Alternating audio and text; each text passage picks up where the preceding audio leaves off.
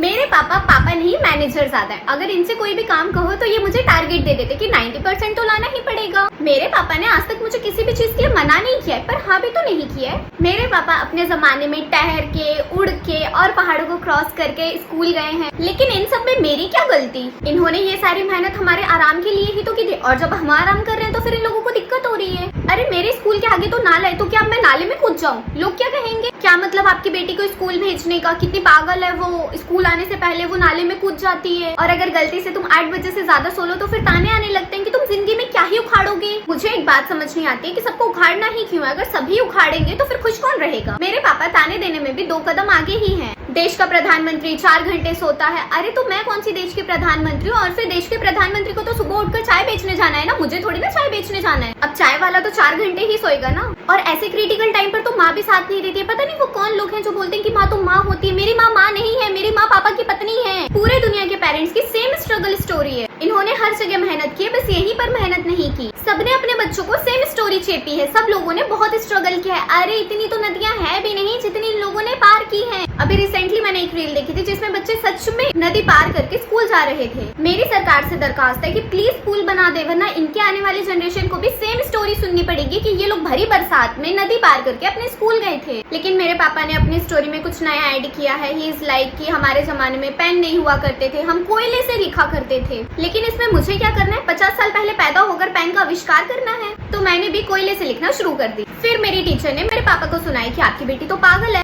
Black board पर कोयले से कौन लिखता है? 90s वाले बच्चे 2 मिनट भी अपनी लाइफ को एंजॉय नहीं कर सकते, क्योंकि जैसे ही वो एंजॉय करने जाते हैं उनके सामने स्ट्रगल की स्टोरीज आ जाती है। अपने स्ट्रगल की नहीं, अपने पेरेंट्स की स्ट्रगल की स्टोरीज। कोई भी कंप्लेन करता था तो फिर मेरे पापा मुझे कूट देते थे, फिर मैं थूक देती थी। पापा पर नहीं, गुस्सा, पागल वागल हो क्या। लेकिन अब आने वाली जनरेशन को अपने पेरेंट्स से कुछ नई स्टोरीज सुनने को मिलेंगी, क्योंकि नदियां तो सूख गई हैं।